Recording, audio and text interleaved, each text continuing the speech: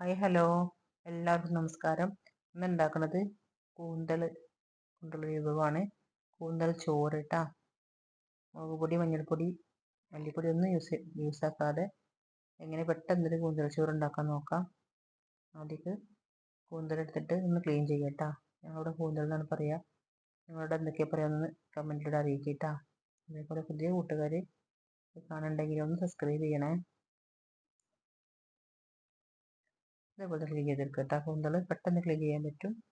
പിന്നെ ഈ ഒരു ചെറു ഭാഗം ഉണ്ട് വലിച്ചെടുത്തിട്ടുണ്ടെങ്കിൽ ഇതും ഇതേപോലെ ക്ലീൻ ചെയ്യാൻ പറ്റും കേട്ടോ.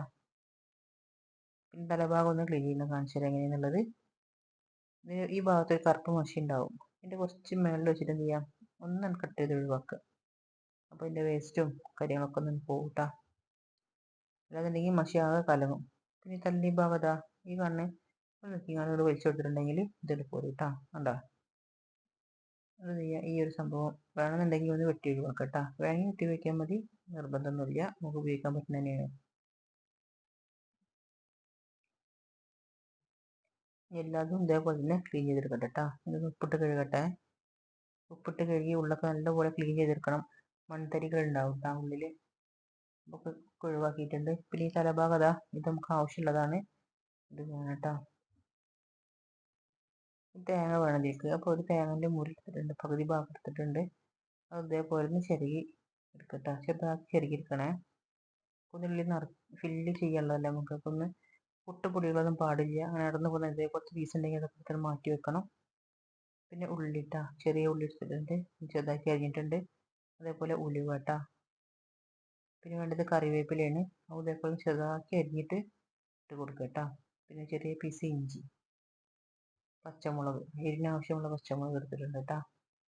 പിന്നെ ഒരു ഗ്ലാസ് അരിയാണ് എടുത്തിട്ടുള്ളത്. നമ്മൾ ചോറ് വെക്കുന്ന അരി എടുത്തിട്ടുള്ളത് ജയ റൈസാണ്. ഏത് റൈസ് എടുക്കുക കേട്ടോ. നെയ്ച്ചോറിൻ്റെ അരി എടുക്കുക, ബസ്മതി റൈസ് എടുക്കുക.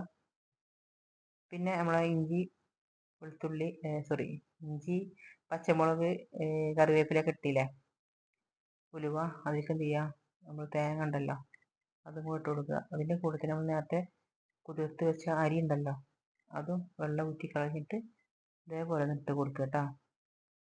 അതിനുശേഷം പാകത്തിനുള്ള ഉപ്പിട്ട് കൊടുക്കണം കേട്ടോ. ഈ അരിക്കും തേങ്ങ, അതായത് ഇഞ്ചി, പച്ചമുളക് ഇട്ടില്ലേ, അതൊക്കെ നല്ല യോജിപ്പിക്കാനുള്ളതാണ്. നല്ലതുപോലെ എന്ത് ചെയ്യുക, തിരുമ്മി യോജിപ്പിക്കുക.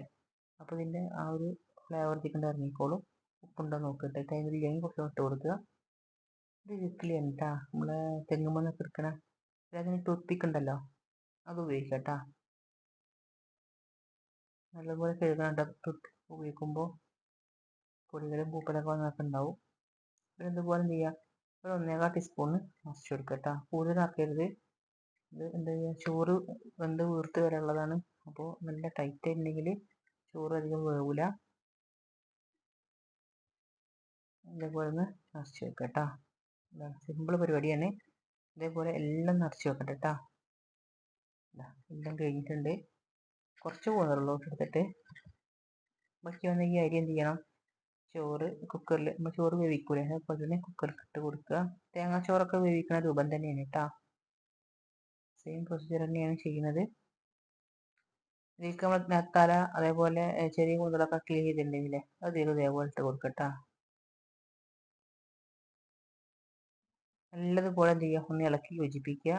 ഉപ്പുണ്ട് നോക്കണം കേട്ടോ. പിന്നെ നമ്മൾ നേരത്തെ വെച്ച് നിറച്ച് വെച്ചുള്ള കൂന്തലും ഇതിലേക്ക് ഇട്ട് കൊടുക്കുക.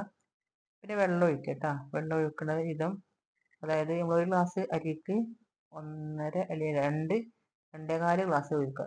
കാരണം ഇത് ജയ റൈസാണ്. നെയ്ച്ചോറിൻ്റെ അരിയൊക്കെ ആണെങ്കിൽ നമ്മൾ നെയ്ച്ചോറ് വെക്കുന്ന അതേ രൂപത്തിൽ തന്നെ വെള്ളം ഒഴിച്ചിട്ട്, ഇപ്പം ഈ റൈസ് ഇതൊക്കെ 2 വിസിലടിക്കണം. ജയ റൈസ് ആവുമ്പോൾ 2 വിസിലടിപ്പിച്ചിട്ടുണ്ട്. നോക്കുമ്പോഴും വല്ലാതൊന്നും വെന്തിട്ടില്ല. ഒന്നും കൂടെ ഒന്ന് വേവിക്കട്ടെ കേട്ടോ.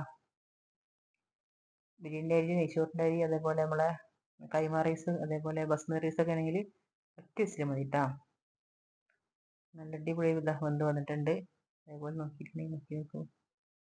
നമ്മൾ കഴിച്ച് നോക്കി ഉണ്ടാക്കിയിട്ട് കേട്ടോ. വീട്ടിലൊക്കെ അറിയിക്കുക. അതേപോലെ സബ്സ്ക്രൈബ് ചെയ്യുക കേട്ടോ. ശരി, താങ്ക് യു.